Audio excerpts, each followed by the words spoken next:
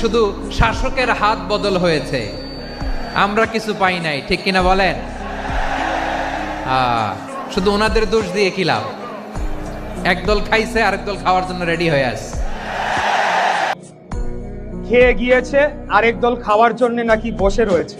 তো আমি তাদের উদ্দেশ্যে বলতে চাই যে এই ধরনের মন্তব্য করে আমাদের যে ঐক্য সৃষ্টি হয়েছিল খুনি হাসিনার বিরুদ্ধে, সেই ঐক্যকে বিনষ্ট করলে সবশেষে গিয়ে দেশ এবং জনগণেরই ক্ষতি হবে। কেউ যদি বলতে চায় আমরা খাবার জন্য অপেক্ষায় রয়েছি, তারা বোকার স্বর্গে বাস করছে।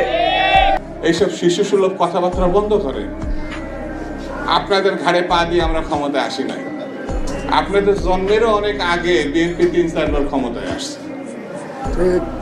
আওয়ামী লীগের সঙ্গে বিএনপি যারা তুলনা করে, তাদের মধ্যে শয়তানের শয়তান বাংলাদেশের আর দ্বিতীয়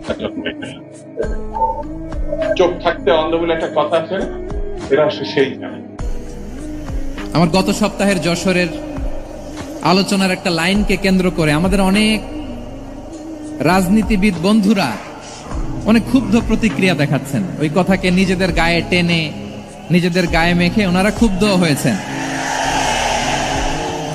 প্রিয় ভাইয়েরা, আমি বলেছিলাম যে একদল খেয়ে গিয়েছে, আরেক দল খাওয়ার জন্য রেডি হয়ে আছে। তো এখানে কি আমি কোনো দলের নাম বলেছি?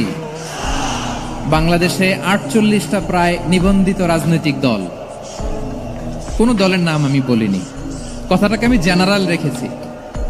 দায়ীদের বৈশিষ্ট্যই এটা, দায়ীরা জেনারেলি কথা বলে, যার যেই মেসেজ নেয়ার তারা সেখান থেকে নিয়ে নেয়।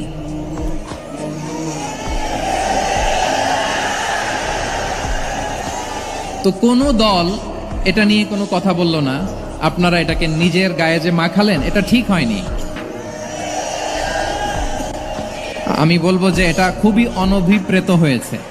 কোনো দলকে টার্গেট করে বা কোনো দলের পক্ষে আমরা কখনো কথা বলি না। আমরা কোরআনের পক্ষে কথা বলি, ইসলামের পক্ষে কথা বলি, ঠিক কিনা বলেন? সো একটা জেনারেল কথাকে যদি আমার রাজনীতিবিদ বন্ধুরা নিজেদের গায়ে মাখেন, ক্ষুব্ধ প্রতিক্রিয়া জানান, এতে করে সাধারণ জনগণের কাছে একটা নেগেটিভ মেসেজ যাবে ওনাদের ব্যাপারে। এটা হোক আমরা চাই না। এদের